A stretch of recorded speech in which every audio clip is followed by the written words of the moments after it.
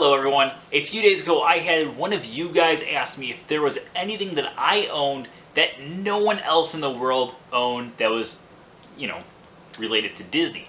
And I do. I actually have this thing right here, and there's actually a very special story time that we're going to do to go along with this thing. So exactly 9 years ago today, on May 12th, 2011, my dad, two of my friends, and I became the very first and actually the only people to ever win the official D23 Walt Disney World Scavenger Hunt. So for those of you who don't know, D23 is the official fan club for Disney fans, created by the Walt Disney Company and pretty much ran by the Walt Disney Archives. So when D23 announced that they were going to be doing a Walt Disney World exclusive scavenger hunt, I was completely all in.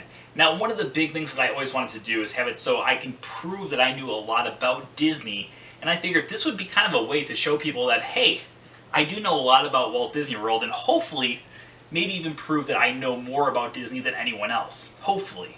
So my first goal was to assemble a team, kind of like the Avengers, but not the Avengers whatsoever. So I asked my dad, who is a very studious person, so I knew he would study, and I asked my friends Frank and Dave because I knew that they were competitive and they also knew a lot about Walt Disney World. I figured with the four of us joining together, nothing could stop us. Hopefully. Maybe. I don't know. Now our team did have one huge pro going with it and also a con. The big pro was I went to Walt Disney World every single day. So I could go through, I could take pictures and study every little detail about Walt Disney World before the actual event. The big con was two of the teammates lived in California and one of them lived in Wisconsin. So the ability for them to study as well as I could study was not exactly the same. So what I began to do is, while I was at the park every single day, I would take pictures, I would write notes down, I would take note of every little detail on every single attraction. And then of course, we made study cards. So the weeks leading up to the competition, we would call each other almost every single night and just completely quiz each other until we were exhausted and had to go to bed. Actually, you know what? Let's call one of them and see if they actually remember any of the questions. Hello? Hey Frank, I got two questions for you. Yeah. What is the name of the pinball machine in Casey's Corner? Pinball machine in Casey's Corner.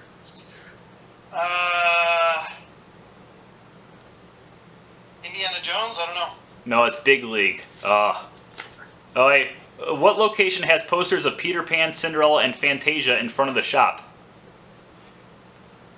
In front of the shop.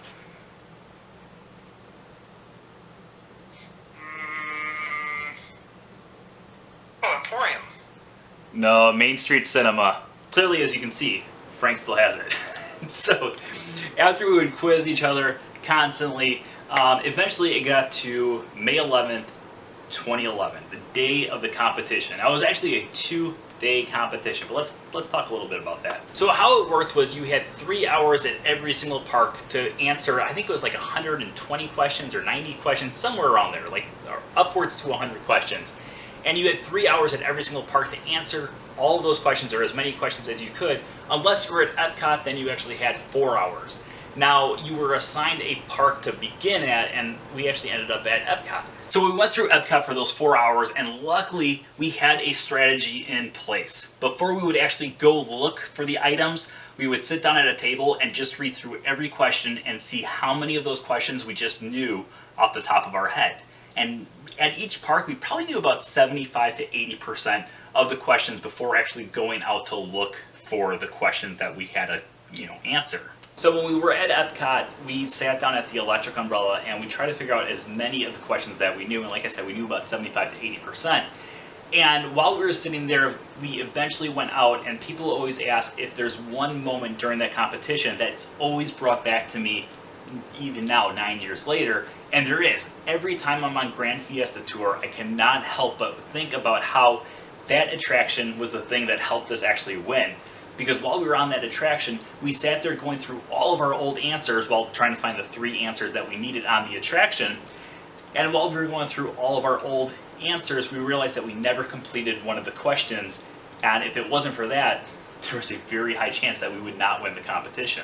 So after finishing up at Epcot and turning in our packets, we ended up going over to Magic Kingdom. Now you could go to any park you wanted to. We figured that on our second day we wanted to go over to Hollywood Studios and Animal Kingdom. So our most logical choice was, of course, the Magic Kingdom. So we went through Magic Kingdom, we made our way over to Studios and Animal Kingdom the following day, and after going through all 4 parks, you turn in your booklets at the end of every single park, and if you're a minute late, you had it so points were deducted from you. So we finished all of our things within that 3 or 4 hour window. We turned in our booklets, and then it was over to the Contemporary for the results a few hours later. So going into the results, we kind of had a pretty strong feeling that we at least won, or were at least in like the top 10. But then it came down to actually reading off the winner. So we were in this giant conference center at the Contemporary, and they started with 10th place, and then they read 9th place, and 8th place, 7th place, 6th place, 5th place, 4th place, 3rd place, and then it came down to 2nd place. And I cannot tell you how stressed out I was in that moment. My heart was beating out of my chest, just wondering, oh, did we study enough? Did we miss one thing that we should have known? There was hundreds of questions going through my head in that moment. But I was so confident. I was so confident that we had pulled this off. And then all of a sudden they announced the 2nd place team, and it wasn't us.